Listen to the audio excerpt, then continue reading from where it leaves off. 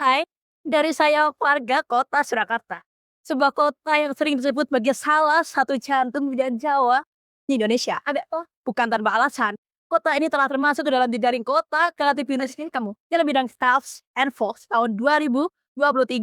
Jadi mana ini menunjukkan bahwa seni dan budaya tidak hanya sebagai sebuah bentuk representasi, tapi juga sebagai salah satu penopang, terutama dalam bidang sosial, ekonomi, hingga pariwisata itu sendiri. Saya telah menemukan teori Third Hall, teori kebudayaan, dan saya bisa mengatakan bahwa banyak sekali sanggar-sanggar seni di Indonesia yang saat ini masih yang masih berusaha untuk berjuang. Mereka tidak mati hanya karena mereka kekurangan ide. Mereka juga tidak mati karena mereka kurang malas atau dalam berkarya. Tapi mereka justru mati karena sistem regulasi yang tertutup.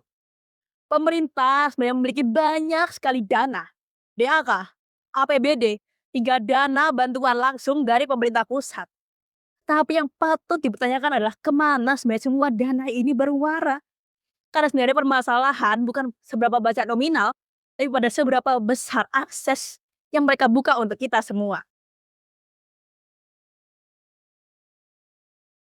Dalam hal ini juga saya selaku peneliti di sini mengatakan bahwa dalam hal ini hanya disampaikan melalui politik bisik-bisik atau yang kita sebut sebagai dari mulut ke mulut tanpa adanya penganggaran resmi dari kanal pemerintah.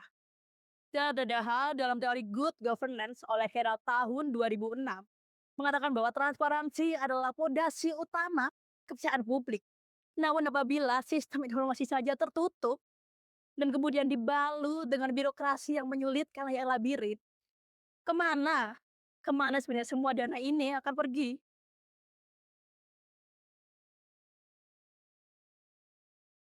Lalu, sebenarnya dana-dana ini hanya akan mangkrak pada sebuah klub-klub eksklusif. Ya, di mana klub-klub ini akan memaksa seni yang bersifat inklusif untuk tunduk pada sistem-sistem mereka. Lalu, sebenarnya apa poin yang ingin saya sampaikan adalah bahwa keberlanjutan budaya di kota Surakarta tidak hanya bergantung kepada seberapa besar nominal, tapi juga seberapa jujur sistem yang mengelola. Dalam hal ini tentunya kita sebagai para penerus bangsa harusnya mengurangi politik bisik-bisik itu untuk terjadi lagi di masa depan. Dengan cara apa? Buka pintu, nyalakan lampu dan biarkan akses terbuka untuk kita semua. Karena sebenarnya jantung kebudayaan harus tetap terus berdetak untuk para seniman, bukan kepada mereka yang dekat dengan kursi-kursi pemerintahan. Dan sekian presentasi dari saya undur terima kasih.